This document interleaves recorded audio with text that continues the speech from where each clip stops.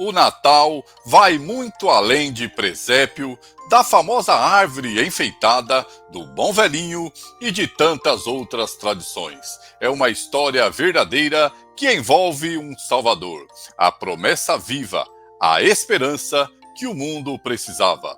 Neste vídeo, veremos uma história que começou em uma profecia, passou por uma manjedoura e culminou na cruz. Quer saber mais? Fica comigo até o final do vídeo.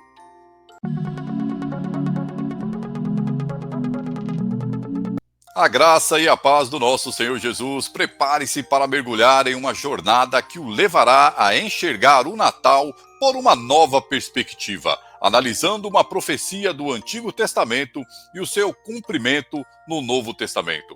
Aceita o desafio? Então seja muito bem-vindo, espero que possamos aprender juntos. Já aproveita, se inscreve no canal. Vamos lá? Isaías, no capítulo 9, verso 6 diz: porque um menino nos nasceu, um filho se nos deu, o governo está sobre os seus ombros, e o seu nome será Maravilhoso, Conselheiro, Deus Forte, Pai da Eternidade, Príncipe da Paz. Quando o profeta Isaías pronunciou essas palavras, séculos antes do nascimento de Jesus, ele não descrevia apenas o nascimento de uma criança.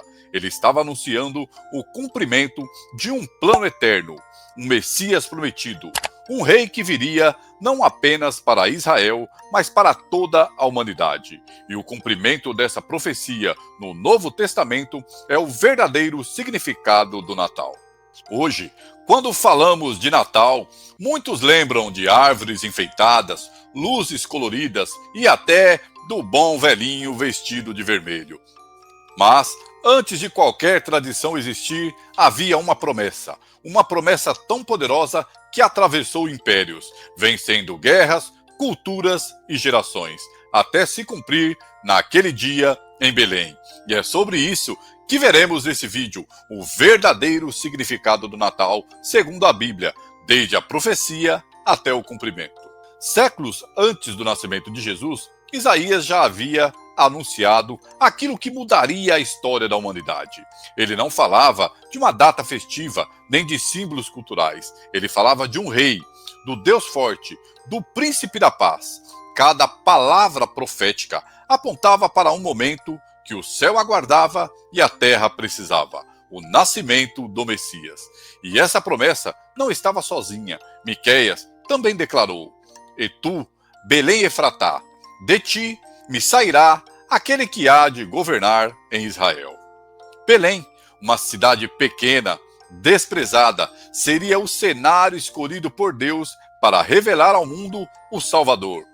Quando lemos Lucas capítulo 1, verso 26, percebemos claramente o cumprimento da profecia de Isaías capítulo 7, verso 14. Acompanhe comigo o que a Bíblia diz.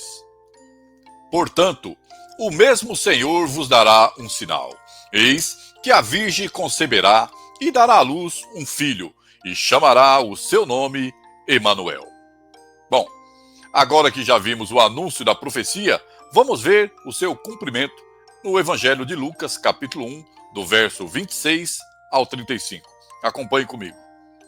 E no 6º mês, foi o anjo Gabriel enviado por Deus a uma cidade da Galileia chamada Nazaré, a uma virgem desposada com um homem, cujo nome era José, da casa de Davi, e o nome da virgem era Maria. E vindo o anjo até ela, disse: salve, agraciada, o Senhor é contigo, bendita és tu entre as mulheres. E vendo a ela, turbou-se muito com sua palavra, e considerava que saudação seria esta. Disse-lhe então o anjo: Maria, não temas, porque achaste graça diante de Deus, e eis que em teu ventre conceberás e dará à luz um filho, e chamarás o seu nome Jesus. Este será grande e será chamado Filho do Altíssimo, e o Senhor Deus lhe dará o trono de Davi seu pai, e reinará eternamente na casa de Jacó, e o seu reino não terá fim. E disse Maria ao anjo: como se fará isto, visto que não conheço homem algum?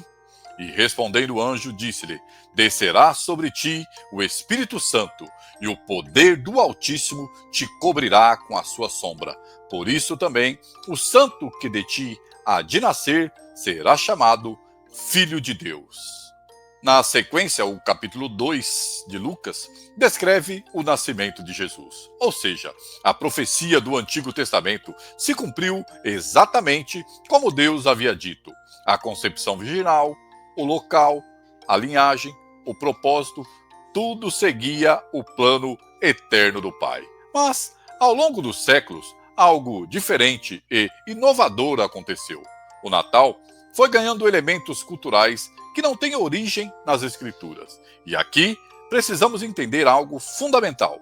Essas tradições não surgiram para substituir Cristo.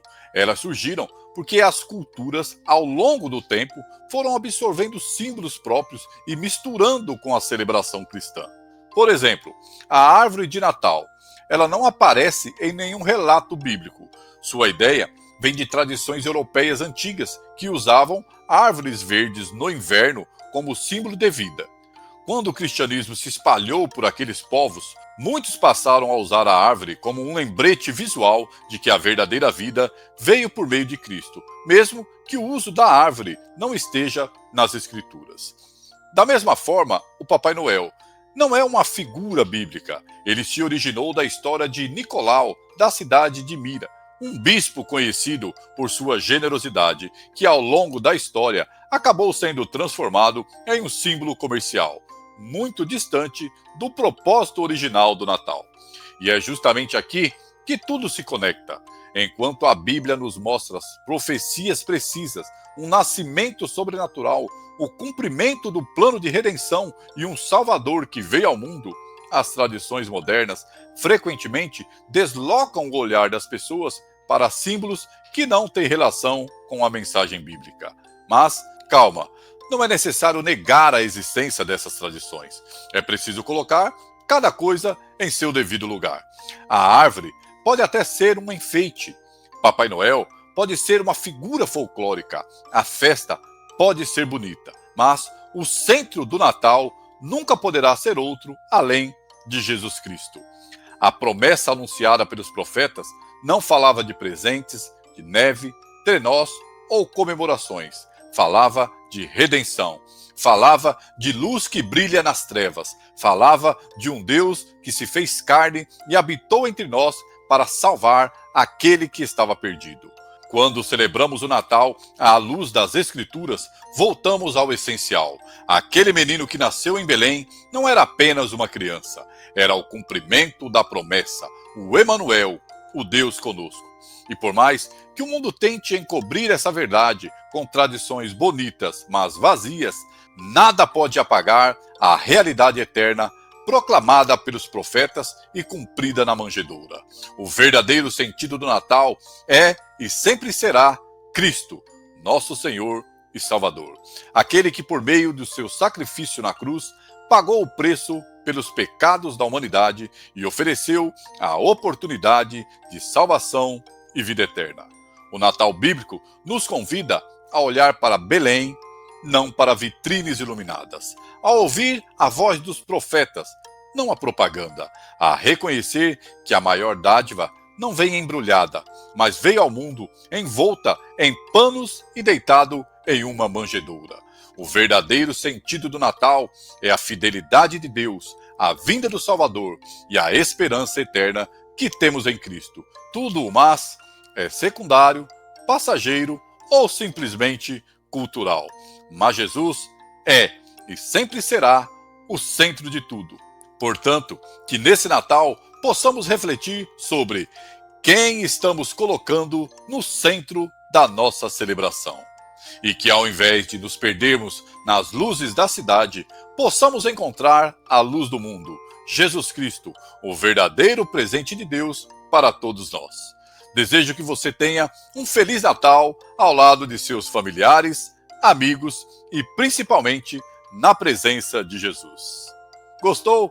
Comente, deixe o seu like. Seu like ajuda muito o canal, assim o YouTube reconhece o vídeo como relevante e recomenda para mais pessoas. E você ajuda a espalhar a palavra de Deus. Se possível, compartilhe esse vídeo, inscreva-se no canal e ative o sino de notificações para não perder os próximos episódios. Eu sou o Marcos O, eu fico por aqui, siga por aí, um forte abraço, até o próximo vídeo, para que possamos continuar em conexão. E que Deus nos abençoe. Até lá e um Feliz Natal.